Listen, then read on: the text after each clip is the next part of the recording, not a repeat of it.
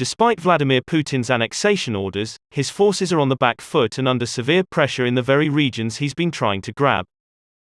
Russian troops in eastern Ukraine are buckling under a relentless barrage of Himars missiles, with one expert describing the situation as a turkey shoot. The M142 high-mobility artillery rocket system, HIMARS, is a light multiple rocket launcher first deployed in Ukraine in June, which has been credited with turning the tide of the war, triggered by Russian President Vladimir Putin's decision to order a full-scale invasion on February 24. The hardware has enabled Volodymyr Zelensky's forces to regain large chunks of land in the east, with soldiers currently pushing towards the western bank of the strategically vital Dnipro River.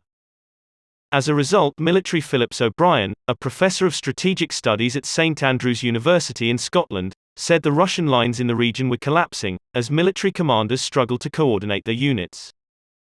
Professor O'Brien said, "If they were smart, they'd pull back to the east bank of the Dnipro. They're stuck on the west bank, they're having real trouble getting supplies across. So they're trying to maintain a modern army with very weak supply lines." He added, "It's a turkey shoot of the Russians. The Ukrainians are trying to degrade Russian forces, that's their number one goal. The more they degrade, the more open areas they're going to find in other places. Ukrainians will probably be happy if the Russians stand and fight." Investigative Project Conflict Intelligence Team (CIT) agreed, suggesting Russia had painted itself into a corner in the region.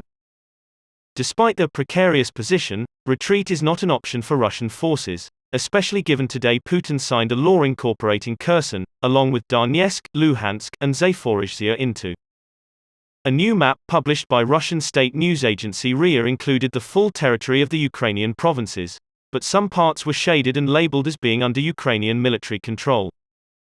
Kremlin spokesman Dmitry Peskov said of the new regions, "They will be with Russia forever," insisting that settlements recaptured by Ukraine in recent days will be returned. Putin said Russia would stabilize the situation in the four provinces. In one of his first moves to assert his rule over them, he ordered the Russian state to seize control of Europe's biggest nuclear power station, still run by Ukrainian engineers despite being captured early in the war by Russian troops. Andriy Yermak, head of Ukraine's presidential office, said on Telegram of the annexation moves, which he said reminded him of a collective madhouse. Worthless decisions by a terrorist country are not worth the paper they are signed on.